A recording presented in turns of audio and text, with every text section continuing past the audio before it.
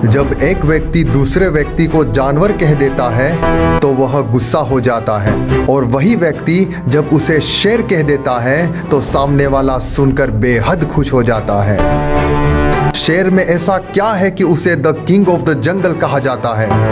हम सभी इस बात को जानते और मानते हैं कि जंगल का राजा शेर होता है, पर हमने कभी ये जानने की कोशिश की है कि अगर जंगल का राजा शेर है तो शेर कैसे हो सकता है, जबकि हाथी शेर से ज्यादा ताकतवर होता है, जिराफ शेर से ज्यादा ऊंचा होता है और लोमड़ी शेर से ज्यादा चालाक, और वो इन सभी जानवरों की क्वालिटी के आगे कमजोर होता है। Then why the lion is the king of the जंगल?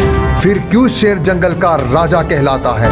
उसमें क्या ऐसी चीज है जो उसे एक अलग बनाती है? और इसका जवाब सिर्फ एक ही है, बिकॉज ऑफ हिज एटीट्यूड।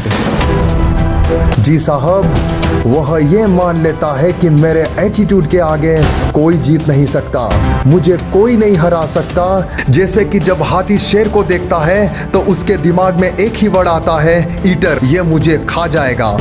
उसी तरह जब शेर हाथी को देखता है तो उसके दिमाग में एक ही शब्द आता है, लंच, मैं इसे खा सकता हूँ। जबकि हाथी की ताकत शेर से कई गुना ज्यादा होती है, लेकिन सिर्फ फर्क इतना है कि उसका एटीट्यूड शेर से कम होता है, और इसी वजह से हाथी की जीत हार में और शेर की हार जीत में बदल जाती है। दोस्तों, उसी तरह हम स्कूल में हो, कॉलेज में, जिम में या फिर बिजनेस में एक एंटरप्रेन्योर, बस हमें शेर की तरह एटीट्यूड रखना होगा और उसी तरह हमें खुद से कहना होगा कि यह मैं कर सकता हूँ, yes I can do it. Focus.